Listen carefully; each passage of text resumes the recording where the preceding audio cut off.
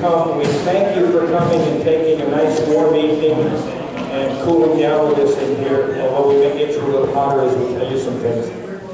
But just the public announcements that are necessary. All these doors are fire doors. They open out, so if you need to leave. The bathrooms are in the back, men's on the right, ladies in the left, right in the hallway, and there is water on the outside of the building in drinking fountains for that, if you need that. And with that, we're going to start. I'm going to introduce Richard Close. He's the president of the Sherman Oaks Homeowners Association, and he has a couple of introductory remarks, and we'll introduce Councilman Brew. Thank you very much, Jeff. And Jeff, it's been a tremendous amount of time planning this meeting and doing the research. And thank you all. The number of people that attend these meetings is critical. We need to send a message to Metro. The message is to protect our community. This is what it's all about. We're going to be talking tonight about what is a good project and what is a bad project, and how a bad project will affect our community adversely for many years. We're looking to have here this evening our Councilman David Rue, who represents Sherman Oaks and Van Nuys, portion of Van Nuys. His district goes east of the 405, north to Oxnard. So if you live in that district, David Rue is your councilman. And what's important is he is chairman of the Council of Governments for the San Fernando Valley. This is a group of elected officials who are focused on transportation and what should be built in the San Fernando Valley. As many of you who have been around for a while know, that we were supposed to get a subway that would go all the way to Woodland Hills. I remember a meeting with Mayor Reardon where he said, well, that's what we wanted, but we just ran out of money. So we ended up getting the Orange Line, which is nice, but it is a bus line and it has limited capacity. So we need elected officials who are going to fight for us. The West Side, under all these scenarios, will get subway. The question is, what are we going to get? So I'd like to introduce our Councilman, David Rue, and we're going to ask him, David, what should we be getting in the San Fernando Valley?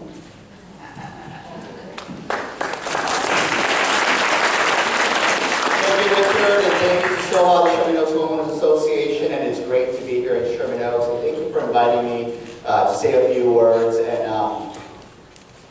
just coming into the meeting, I was kind of, I was like, you guys weren't clear on exactly what it is that you want. No, but so let me just make it absolutely crystal clear on my stance right now. I am your representative for Council District 4, which includes Sherman Oaks. And just to let you know, Council District 4 goes from Sherman Oaks to basically Silver Lake and Miracle Mile to Toluca Lake. But I am your representative, and I fight for you at City Hall as well as represent you in all the different areas of government. And I want to make it absolutely, first and foremost, make it clear that I will oppose any plan that puts elevated tracks through our valley residential neighborhoods, in particular Sepulveda. Now, I believe heavy rail is the best option. And you're going to hear all about it for those who are like, okay, what does all this mean? SOHA and the board members are going to go through all the different iterations and explain to you all these terminologies, but heavy rail, basically underground tunneling with large trains, is the best solution because it's the most efficient, it's the fastest, and it is what this part in the valley community deserves. Because as we know, the valley always gets the short end of the stick, right? And we want to make sure, and I want to make sure that we fight for it. So all the different iterations are going to be explained today, but I think what we need to do is go for the gold standard and go for asking for heavy rail. There's different options, but right now, Metro has put $5.7 billion, about $5.7 billion, is that correct? About $5.7 billion to this project, and the different iterations to go all underground is going to be about $13 billion. It's about another $8 billion short. So the reality is, most likely it's not going to happen. But I want to make sure that we exhaust all options possible to make sure, whether it's a public-private partnership, whatever it is, that the gold standard gets fully explored. And if that's not an option, thanks again to the SOHA, your Sherman Oaks Homeowners Association, who actually came up with a very comprehensive report and brought up other options as well, that if we do have to go elevated, that we look at other options that not just avoid Sepulveda, but sees that there's other cheaper but good options as well, like monorail, right? And that's going to be all presented today by your homeowners association. So let's not settle for the bronze. Let's go for the gold. You know, again, it's $8 billion short. It's a heavy lift and a stretch. But as your representative, I will do everything that I can to fight for it. But thank you for organizing this. It's very important that your voices are heard and your voices registered. And I do want to say, on August 3rd, there is going to be a Valley West Side public meeting that Metro is going to have. And so you should definitely attend that meeting, August 3rd, to make sure your input and your thoughts are heard. If you can't go to that meeting, you could go to www.metro.net/project/Sepulveda corridor. I'm sure it's going to be all presented again later. Don't worry about that. You guys will get copies. To register your comments, or you could even email Metro at sepulvedatransit@metro.net. Again, all this will be covered. So I just want to make sure that I came here to let you know that I am your representative, that I will fight for you. You know, we have to be realistic about it, because definitely Sepulveda Transit Corridor must exist. This is something that has been in the books for a long time. But just because it needs to be done doesn't mean that it has to be a shoddy job. We have to do everything possible that it's done properly, proper investment is given, because this is going to be a central focus point for all of Metro, for the whole entire rail system. So we've got to make sure that this leg is done correctly, it's done in a way where there's high usage, and that we don't go back and say, oh, we should have, could have. So I'm willing to join you and make sure that the Valley gets its fair share, and Sherman Oaks gets its fair share, and that we get what the Valley deserves. So thank you so very much.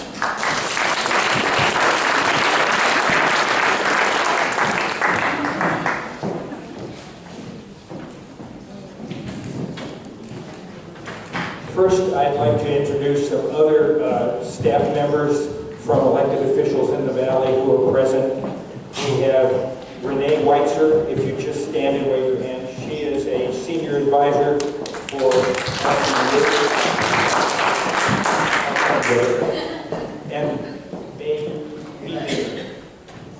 Elaine Manassians, and she is our local representative who takes care of all our problems. We also have Hannah Kelly. Hannah is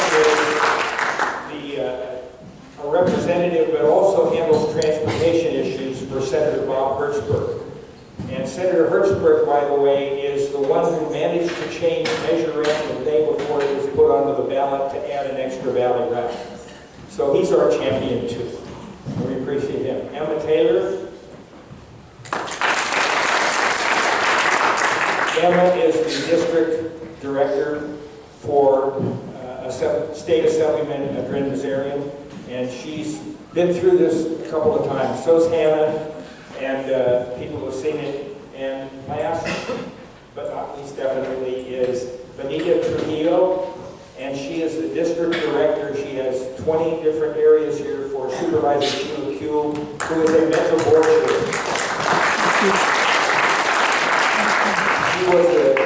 Supervisor Kuehl was the chair of Metro until June, and is now Inglewood Mayor Butts.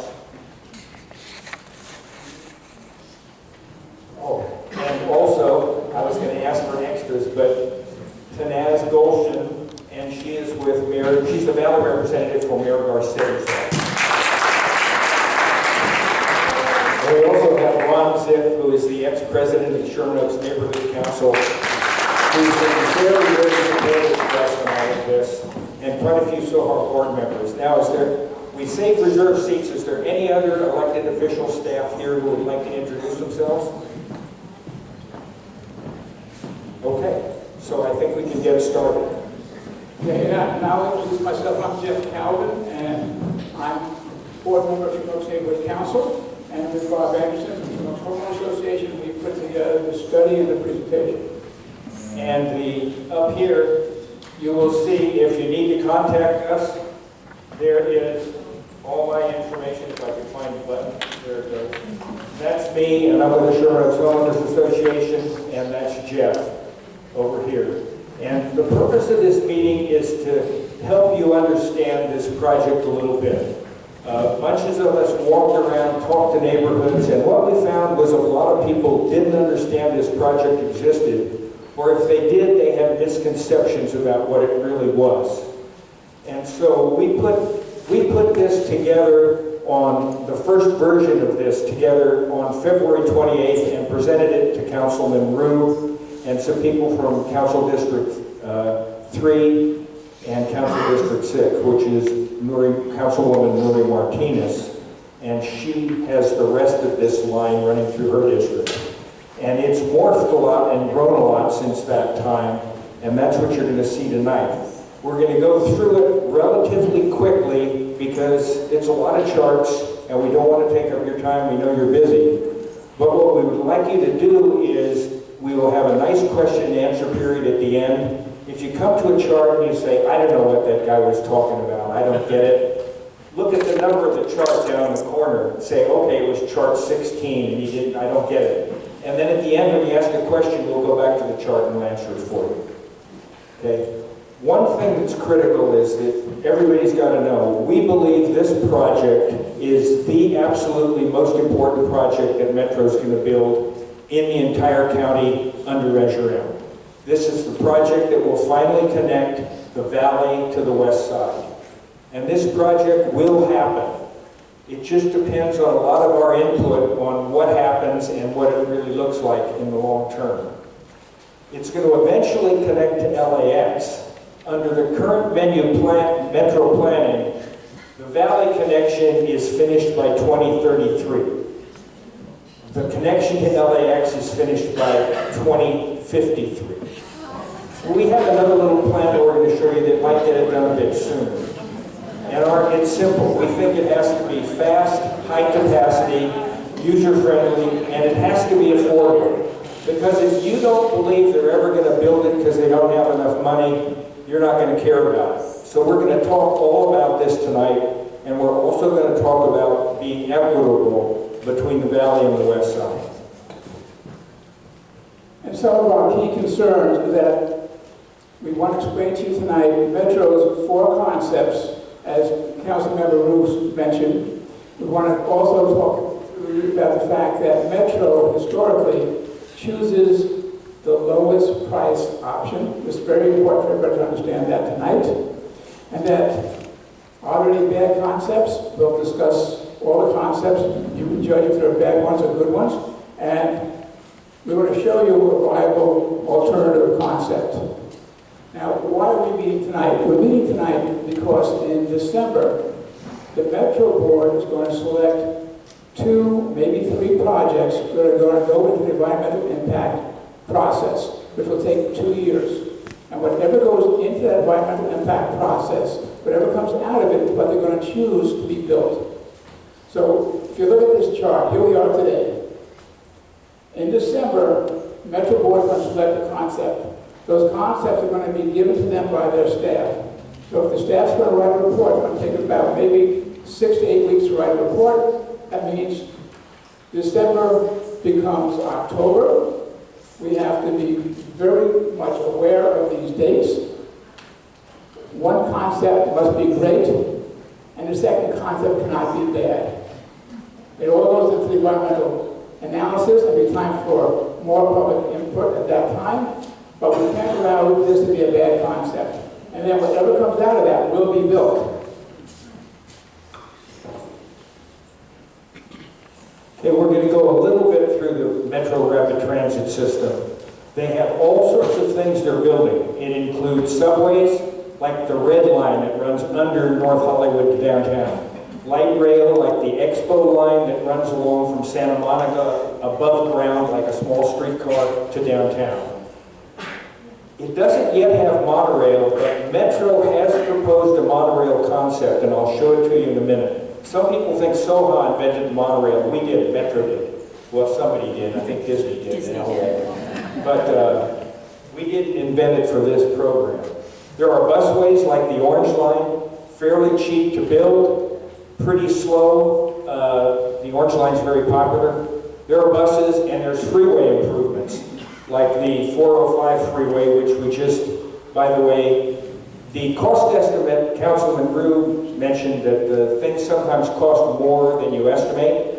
The cost estimate for the Sepulveda Pass improvement project, which was the one that added one lane to the freeway for 10 miles, the original estimate was $1 billion. The final estimate was 1.6. And that's what we taxpayers paid. So that was a 60% increase. And we're hoping that doesn't happen here. I'm going to go over Metro's 4 concepts. This is probably the most confusing thing you'll run into. I'm going to take a little bit of time here. You'll hear these numbers and letters. HRT stands for Heavy Rail Transport. These are the big trains like the ones that run underground in North Hollywood. So there are 3 concepts that are heavy rail. There is one concept, and this was a Metro concept, and these were all presented to us in January of this year. MRT is monorail transit. And so Metro had 3 subway concepts and 1 monorail concept. You see the green hand pointing upwards there. That means Soha and Short Oaks Neighborhood Council SONC like and think it's a viable concept. Why? This one and this one are both fully underground everywhere. They start at the Expo line, which is basically Pico and Sepulveda Boulevard on the west side, where the Expo line runs. They travel up. This is a station at Wilshire Boulevard. This is a station on the corner of the UCLA campus. And then these 2 go completely underground for 5 miles. And the next stop is Ventura and Sepulveda here, and Ventura and Van Nuys there. HRT 1 runs under Van Nuys Boulevard. It stops at the Orange Line, and then it goes underground and it stops at the Metrolink station, which is where the train tracks are, where Home Depot is located on Van Nuys Boulevard. So there are 3 stops on the west side until this Friday when Metro announces they're going to add a 4th. And 3 stops in the valley.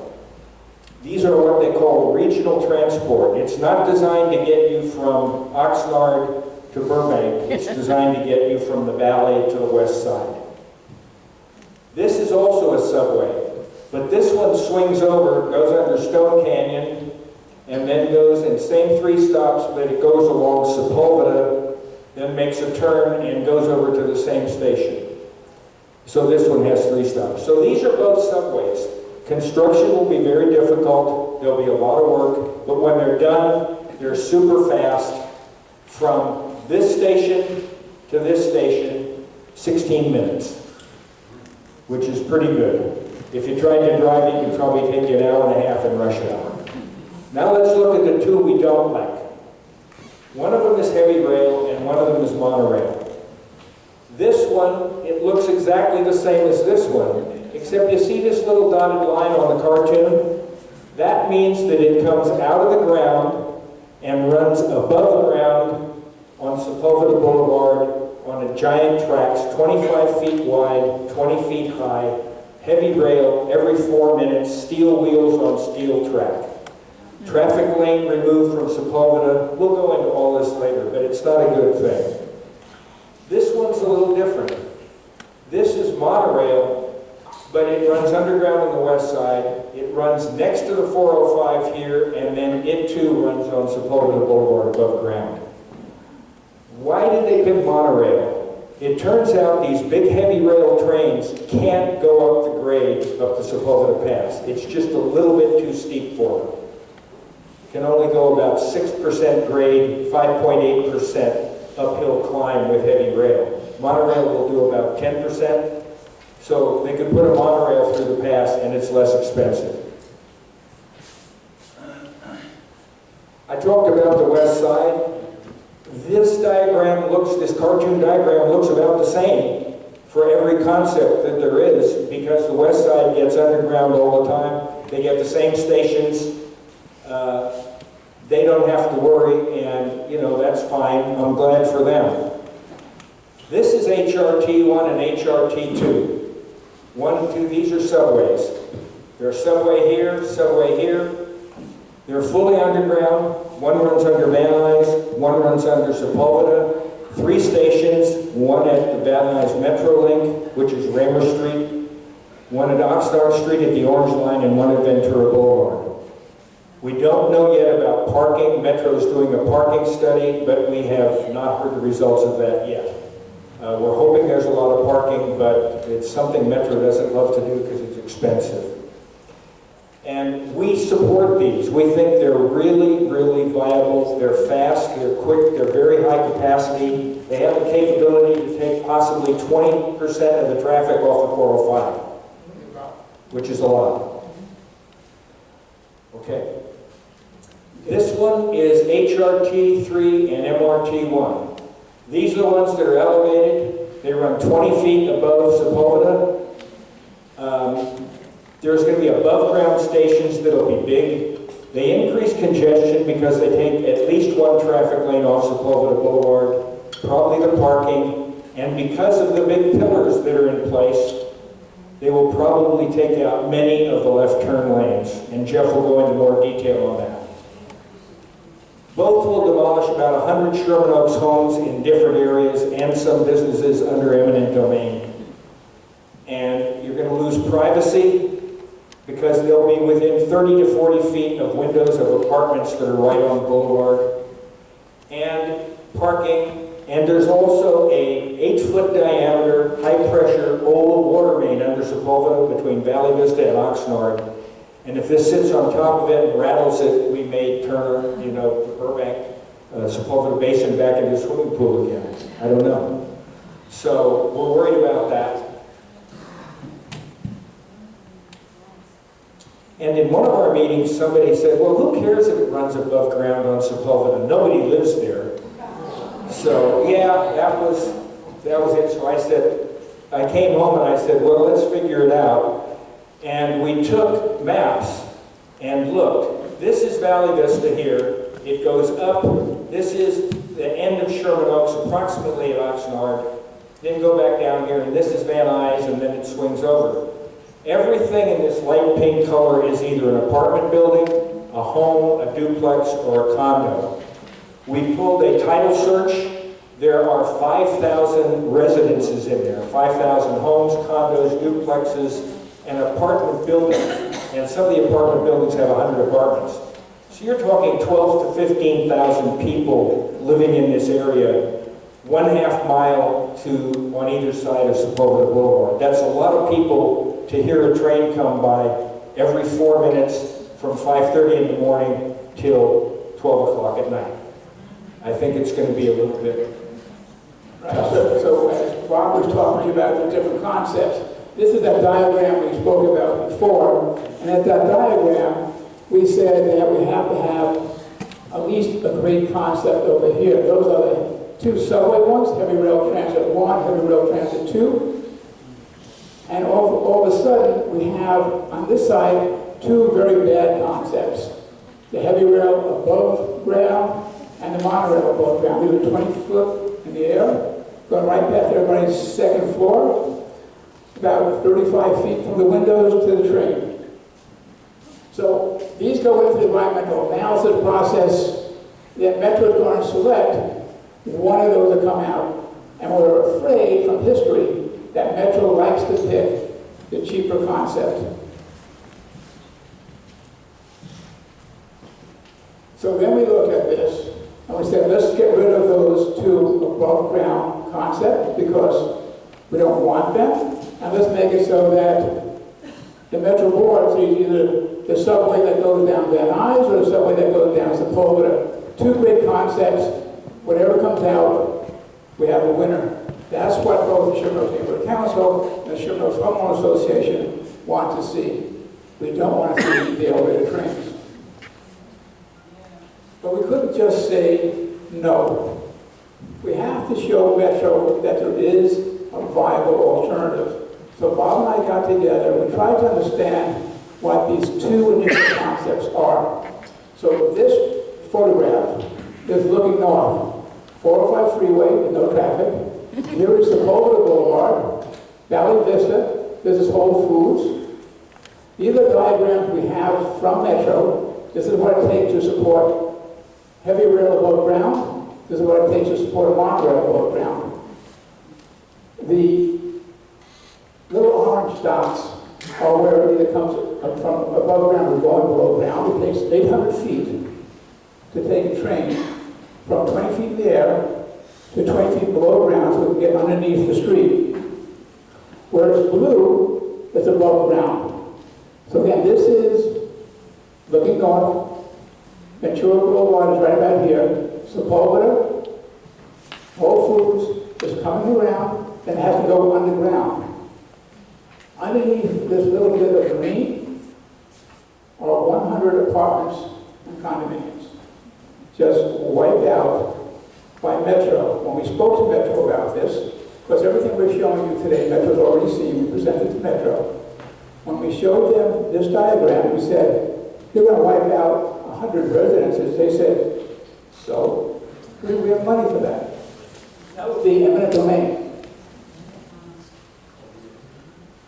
This is looking at the heavy rail train on Sepulveda, again, looking north. This is just north of the 101 freeway. An apartment house under construction. This site has just been sold, so I assume it's going to be another mixed use or an apartment house coming here. You're 35 feet from the windows to the track. Heavy rail train. These are very noisy steel wheels on steel tracks going every 4 minutes. As we approach the 101 freeway, it goes from being 20 feet above ground to 40 feet above ground, which has to get over the freeway. And it's going to take you about 400 feet of incline. Then it's going to go across the freeway about 400 feet of incline coming back down. So it'll be about Camarillo or so as it starts to get down to 20 feet.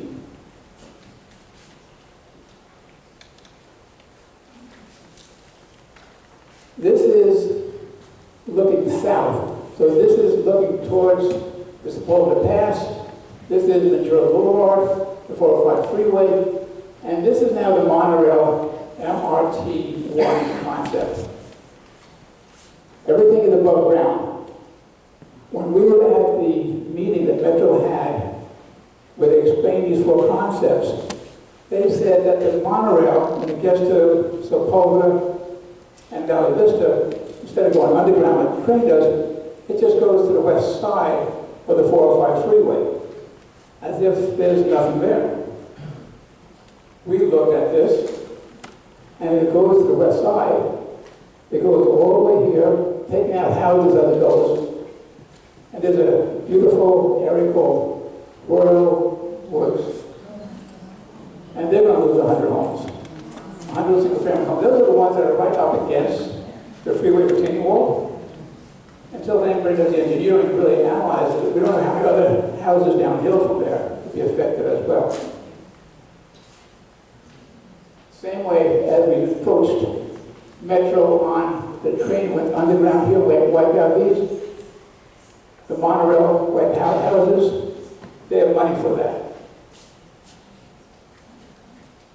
This is the monorail as they propose it, going down Sepulveda Boulevard.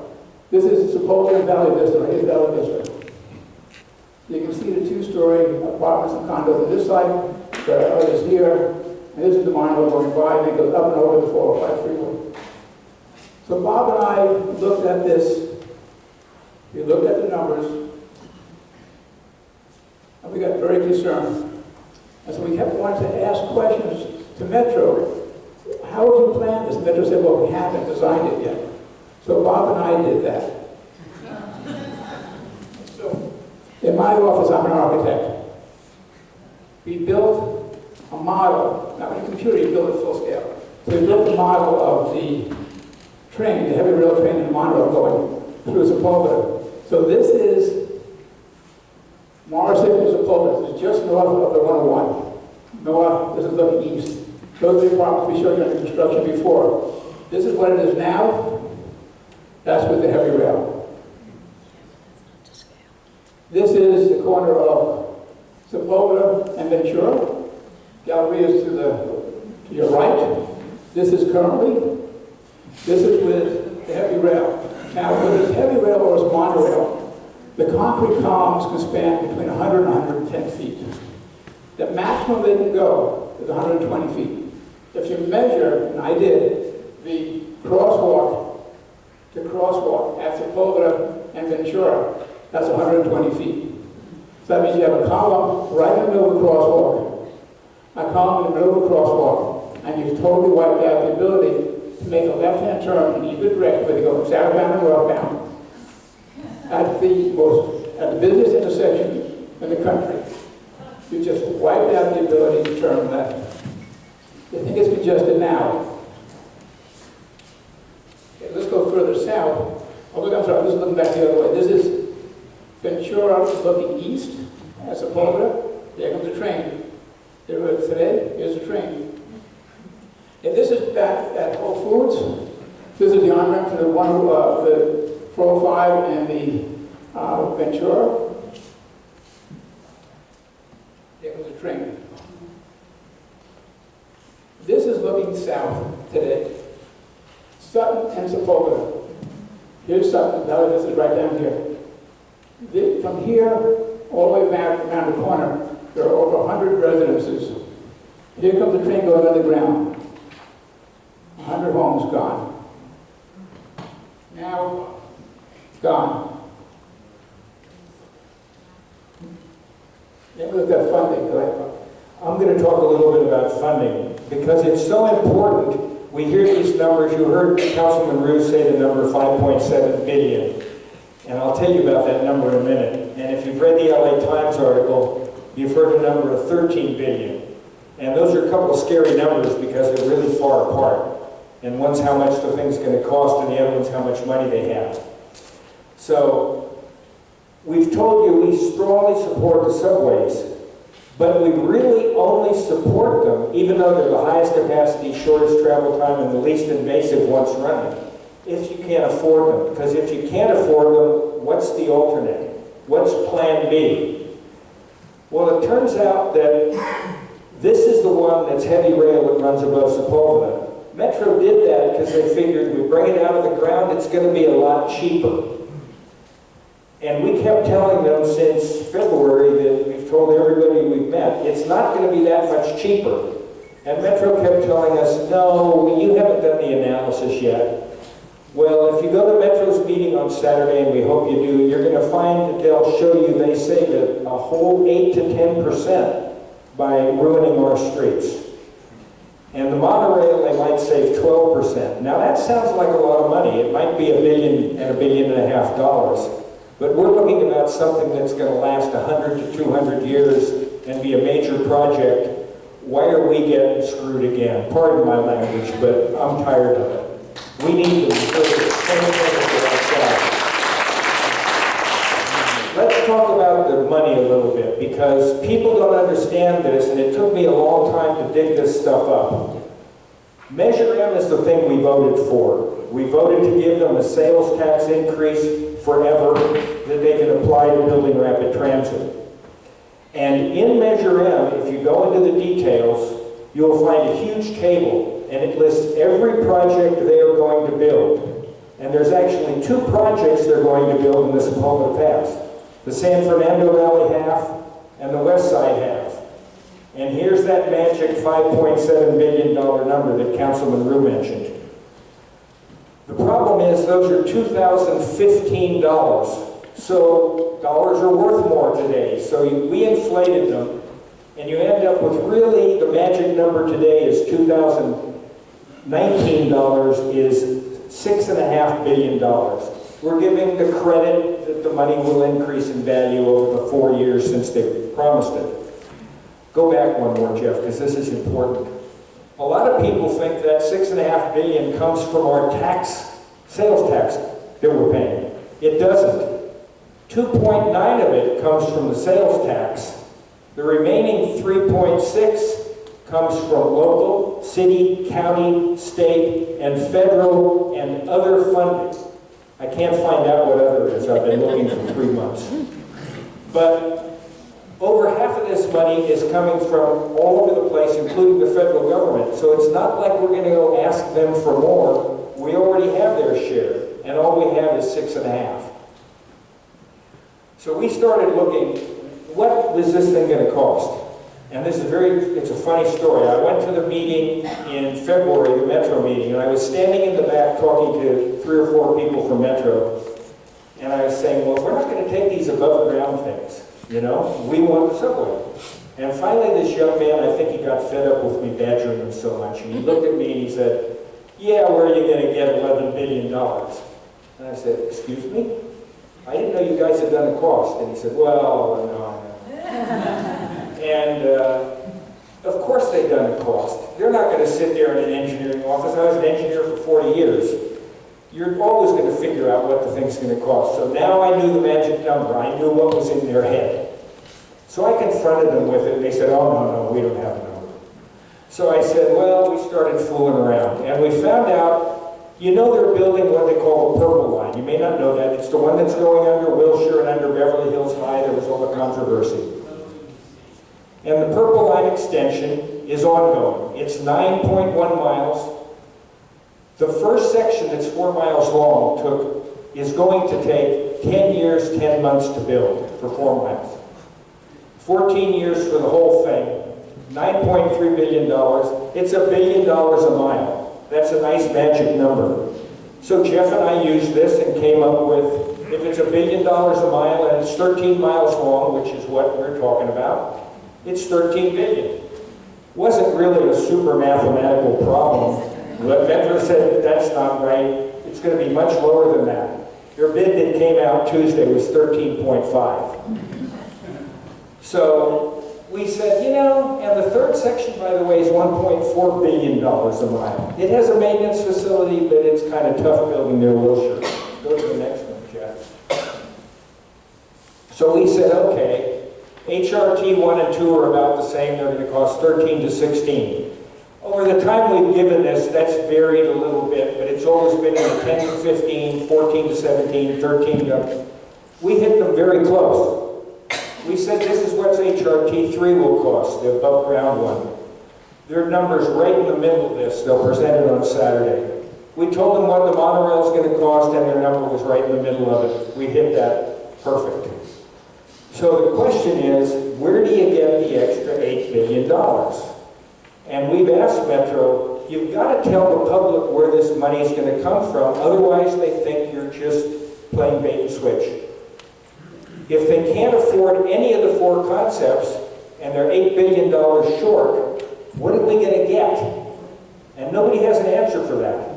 And if they don't add a chart by Saturday, you're not going to see anything about this in the Metro presentation. They just tell you how much it costs. They don't tell you where the money's coming from. So after this February meeting, Bob got me crazy about the numbers. I got me crazy about the aesthetics. And then we got together over a long holiday weekend, President's Weekend, and we came up with our own alternatives. Because we, again, could not just say you can't do it. We have to show them a better alternative. You know, remember that chart? We're going to study a couple of themes that go into the environmental impact report, and we can't allow them to have elevated trains. So Bob and I did a study that is a monorail right down the middle of the 405. So we looked at this, and one thing that Bob mentioned, I'm going to go back a little bit. Bob mentioned the fact that there's an 8-foot diameter water line, high-pressure water line underneath the Sepulveda. Running down the middle of Sepulveda, you have this 8-foot diameter, high-pressure water main that's feeding the west side with their water, their drinking water. Okay. I'm an architect. My building, my firm, did one of the buildings at the Getty Museum. My partner, Tony Levi, in the back. It was his project. And we had to uncover this 8-foot diameter pipe, even though we were outside the easement. And we had to open it up and encase it in concrete, in case anything from our building would put any sideward pressure on this pipe. This pipe is going right underneath where they're showing columns. It can't be done, which means that what's supposed to be an inexpensive above-ground route, whether it is heavy rail, monorail, has to unearth this pipe and either move it, which is incredibly expensive and it's risky, or they have to find some way to span it and bridge it. They have not even looked into the engineering. They have no idea what it's going to cost, and it's not part of what they say is their budget today. So Bob and I looked at Steve, and we said, what if we take it right down the middle of 405? There's no utilities. There's no impact. No storm drains, no power lines, no high pressure water. We said, let's make it look very futuristic. Let's make sure we hit all the stations that Metro hits. And so we came up with this. And this is a rendering done in my office. This is the 405 looking south. This is the Ventura Boulevard, it's right back here. Currently, on the 405 freeway, Metro did the widening. When they did the bridge at Mulholland, they clear spanned it. When they did the bridges at Scribble and Sunset, they put a big 6-foot, 7-foot diameter column right in the middle of the freeway. And they have this barrier between the two lanes. That's approximately 5 feet wide. When we first made this presentation to Metro, they said, well, you can't do this because we're going to put a toll lane. We're going to charge people money, a toll lane, on both sides of the freeway. And if you do this, we can't put a toll lane in, which of course is regressive tax. We won't go into that. So we said to them, but you have columns that are 6 to 7 foot diameter at the Scribble Bridge and the Sunset Bridge. Are you going to take those out? No, we're not going to take those out. Then our 5-foot diameter columns, the 5-foot square columns to support the monorail will work. And they couldn't answer that one because of course it's going to work.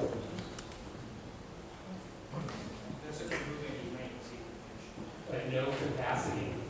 But we don't take any lanes because again we talked to them about how they're going to do it. They're going to restripe yellow line to yellow line. They're going to restripe these things to make them a little bit less wide to be able to get the toll links in. So we don't reduce capacity. We have dual tracks. And Bob and I looked at this thing. We have a walkway down the middle in case anything breaks down, they can escape. We thought this all out. And it all works. This is when you get to the Mulholland Bridge, the monorail goes right underneath it. When you get to the Scribble Bridge, it goes above it. When you get to the Sunset Bridge, it goes over that. Don't need to worry about those. Those are low, and the monorail can fly high. We hit every one of the stops. We start up high at Metrolink, where we use the right-of-way of the train tracks to get onto the 405 freeway. So this is right about at Sherman Way. And then we come down. We have a stop at Sherman Way where our Congressman, Brad Sherman, wants to put a 10,000 car parking structure. It's not going to loop like that. Our idea is that somehow there's a station here, get the parking structure so people coming from north park here, get on the monorail and go to work. We then stop by where the orange line parking lot is. We then have a stop where, up until recently, there was a big empty lot here that was not being considered for anything that we knew of. So we put a transit stop here, and we're suggesting a large parking lot with about 300,000 square feet of office space above it, so you could commute to that. That's not going to happen on this site, but we do have another site. You should know where to stop. We also take it down to Wilshire. Here's Wilshire, here's UCLA campus, This is also where they plug into the purple line and then go on to UCLA. And then we just take it down to the Expo line and right down to LAX. Now, Bob and I did this. We then started making some presentations. First to the council office and a couple other council offices. Then we eventually did it to Sherman Neighborhood Council, get the board blessing.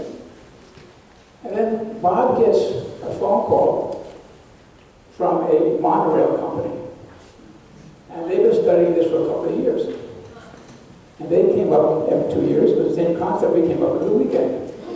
So, but not only did they come up with it, they've done a lot of engineering. And the assumptions we made, the stations we selected, same stations they selected. Same now. And their budget, because they have to propose on this, their budget from up north all the way to LAX, $7.6, $7.3 billion on budget. And they said they could do it in time for the Olympics. Pretty darn close to that $6.5 billion number.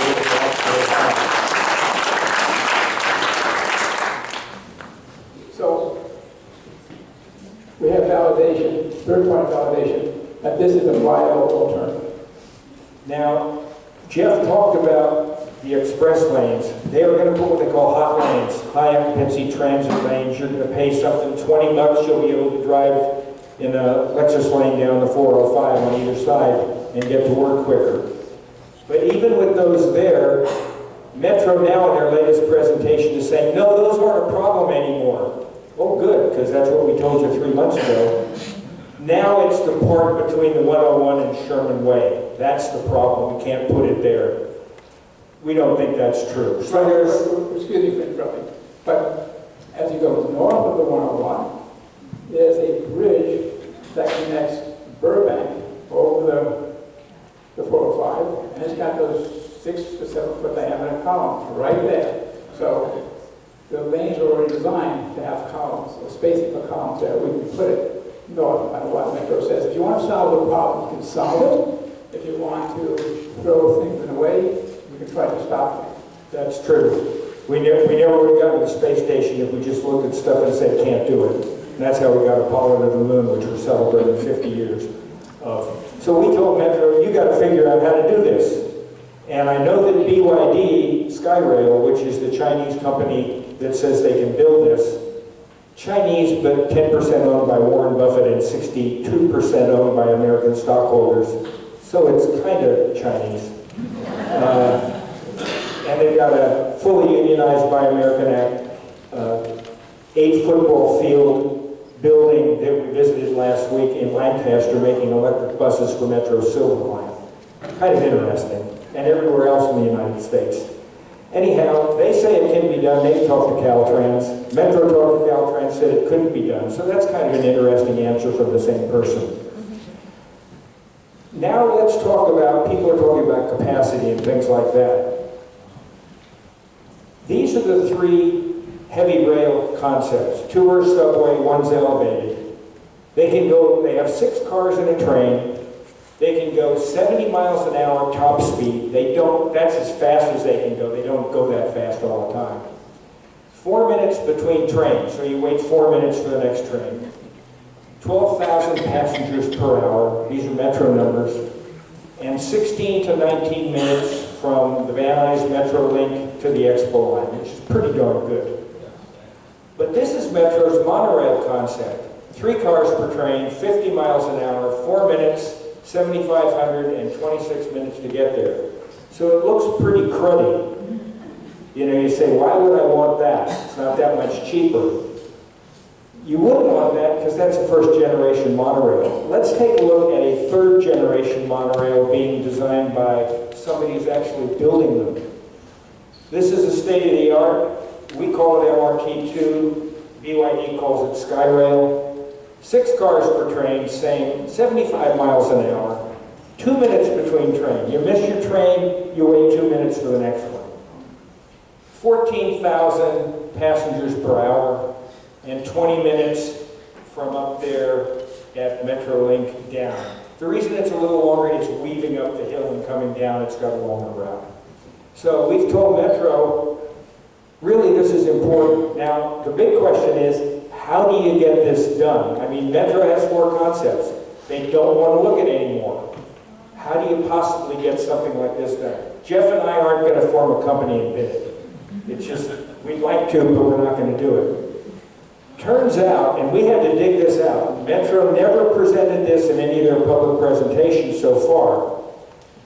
They are looking at a concept called a public-private partnership, where they would ask outside companies to bid innovative concepts that might be more affordable into Metro. You've read about it in the Times, you've read about it in the Daily News. They sort of say, we'll join with industry. They actually bid to industry and say, send me a concept. BYD Skyrail, the reason they've been working on this 2 years is they're going to bid it to Metro in the next couple of months. And these public-private partnerships, they have to go through environmental analysis. So Metro's going to put out what they call an RFQ, a request for quotations, and it's going to lead to a pre-development agreement, a PDA, and you'll hear about this finally in a Metro chart when you go to the meeting on Saturday. And we know that they're going to get a bid for a monorail down the 405. It may have some modifications in it and things like that, but they'll get one. There may be other bids. We've heard there's one company that might bid a giant tunnel that could take trains and cars, so you could pay to drive under the hill. Then the Metro concept, if they select one of these concepts in December when they make their decision, then it goes into the environmental mix. So it's a way to sneak an innovative concept into the other 4 that Metro's looking at. And that's a way to actually get a commercial organization into this. They actually set up a joint venture, they build it, they operate it, they fund it, and they charge Metro for it. They take the revenue, and Metro owns it in the end. It's kind of very clever. This is what Jeff told you about. It's just the history when we came up with it. This is when we spent President's Day coming up with it. We initially presented it. This is when BYD Skyrail talked to us. The Sherman Oaks Neighborhood Council Board approved it March 11th. We met with BYD Skyrail and learned all about it. And then we've given this briefing 23 times. This is the 24th to as many elected officials and anybody else on neighborhood councils who would listen to us. And we had pretty good reception. Very good reception. But I just want to clarify one thing. There are 3 companies in the world that make monorails. BYD is the one we've been speaking to, but other companies may want to bid this too. Hitachi makes them, Japanese, and Bombardier makes them, who's Canada. There's no American company that builds monorails. Okay, so we're going to wrap this up. We, like the Sherman Oaks Neighborhood Council, Sherman Oaks Homeowners Association, we prefer the subways. I personally prefer a subway going down Van Nuys Boulevard, Van Nuys Ventura. It's the right place to put mass transit for the growth of a community over the next 100 years. The HRT3, the heavy rail above ground, is this image, or the monorail above ground on Sepulveda. We're totally against those. They're going to destroy Sherman Oaks, destroy Van Nuys, destroy what's called North Sherman Oaks, where, as Bob said, you have somewhere around 14,000 people or so living within just a half mile of it. But the truth is the noise of this train elevator is going to go down all the streets perpendicular to Sepulveda and probably wipe out or create the noise all the way towards at least the Kester, if not get closer to Van Nuys. We actually got a board member of ours who's an extremely well-known acoustical engineer sitting behind the camera taking our film right now. And I'm trying to convince him to do the analysis to actually calculate the noise. Metro says it'll take 2 years. What do you think, Marshall? 3, 4 weeks, maybe a month? He worked on something in the isolation analysis acoustically for a very important facility and got listed as part of a Nobel Prize. So he's qualified to do this kind of stuff. Right, so the ones that elevate, that operate 20 feet above Sepulveda are against the monorail down the middle of the 405 is a very viable alternative. What we don't want is for the Metro Board in December to be given any bad alternatives. As an architect, you go and show your client several different concepts. You never want to show them a bad one because they might actually select that. And we're back to our famous chart. So today, we're here. Public-private partnerships will come into the mix. So what we want, when you get down to these concepts that are going to be analyzed by the environmental process, we want the two subway ones to be analyzed, but this one goes down Van Nuys where there's no water main. This one goes down Sepulveda where there is a water main, and this one goes down to 405 where there's no utilities. Then it comes down to environmental analysis. And whatever comes out for the Metro Board to select, they're all good choices, they're all winners. So that's our position. We conclude that the public needs to know how Metro's going to get the money, or else you're going to lose faith that this thing's ever going to get built. And we want it built. So we're saying, Metro, you got to explain where the money's coming from. And we hope you find it, and we actually offered to help, but they didn't take us up on it. We have to make sure that the elevated concepts are terminated. One's a heavy rail, one's a monorail. But the ones that run above Sepulveda Boulevard, just put an X through them. And all we're saying is that a monorail on the 405 is a viable concept, and Metro should put it in the mix for the simple reason that we might be able to build it for the money that we have. And wouldn't that be wonderful?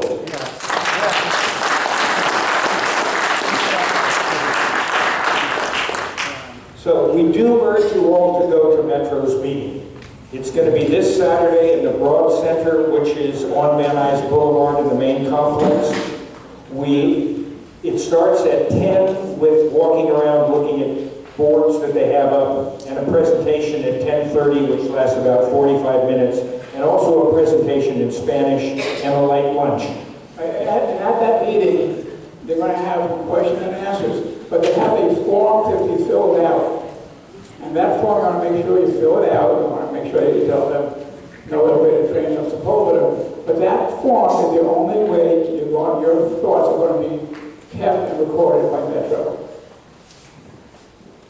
If you can't make that one, tomorrow night, go ahead. Tomorrow night, Metro's holding their West Side meeting. Now, the West Side meeting will be a little bit more oriented to the West Side, but you'll see the same charts. Metro doesn't change charts between meetings. So you can see that. So there's two chances. Now, we have put our three main points at the top. Oppose elevated tracks above valley streets. In other words, no street in the valley should have a train running above it, whether it's heavy rail or monorail. Support the underground projects, the subways in the valley, because they don't cost that much more and they're fair to us and they're faster. And look at the option of a monorail on the 405 as a more affordable way to do this, and don't throw the baby out with the bathwater. Just look at it. And if you want to send comments, there are the people to send them to. And if you want to mail a comment in, because you don't like email, the part on the bottom shows the mailing address. And in the back, I think most people were handed this when they came in. This flyer has that slide on the back of it. So this is the front, and the back has who to send it to, and the email addresses and the mailing address. And on the back is a sign that you can wave at the Metro meeting. And we have 1,000 of these in the back. So if you want to take some for your friends and neighbors, or whatever you want, take 6. Take them and you hold them up, and when Metro says, here's concept HRT3, and you go, no good, don't do it. So that's a good thing to do. And what else do we have? Oh yeah, if you want to receive our presentation, we have a sign-in sheet at the back. Maria's got them, there's several. Print your name and your email address, and I will send you a copy of this full presentation by email.